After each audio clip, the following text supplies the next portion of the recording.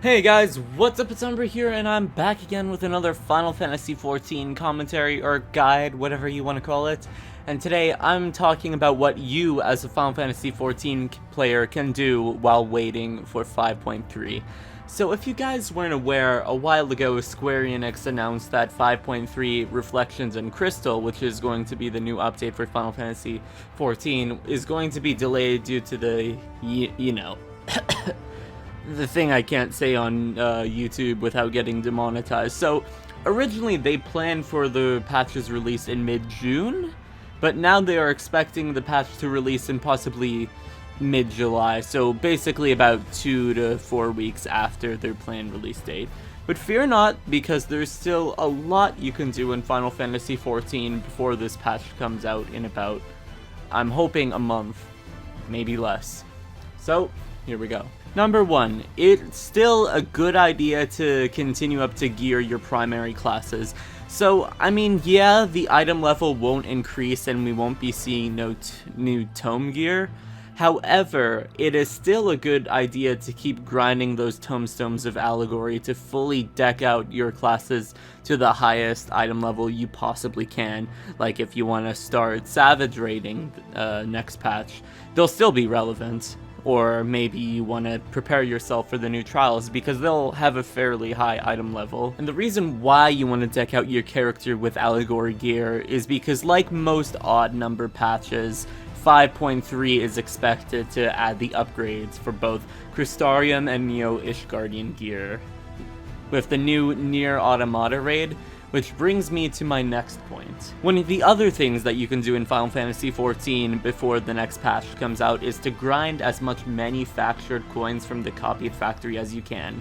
Because similarly to how upgrading gear worked in Stormblood with the Ivalice raids, the upgrade materials usually will cost 1 token from each raid, and so let's say for Nier Automata's sake, or like the Crystarium gear upgrades, one upgrade piece, I'm not sure what it's going to be called, it will cost 1 token from the copied factory and another token from the Puppets Bunker, which is going to be the name of the next Nier raid. So it's good to grind these manufactured coins from the copied factory now rather than later. That way, when 5.3 finally releases, you can just focus on gathering the tokens from the Puppets Bunker rather than have to worry about both. Now, the third thing you want to do is you want to be sure to do the Resistance Weapon questline that was added in 5.25, which you will additionally need to complete the Ivalice raids in order to access if you haven't already. Once you complete the questline, the instance, and obtain the relic weapon from its completion, you will be prepared for the new instance, which is going to be called the Bojin Southern Front in 5.35, which is expected to be very similar to Eureka if you have done it. Now, the fourth thing you can do if you have some time to spare, and this one's a no-brainer, it's good to level up more of your combat and crafter classes with the time in between patches.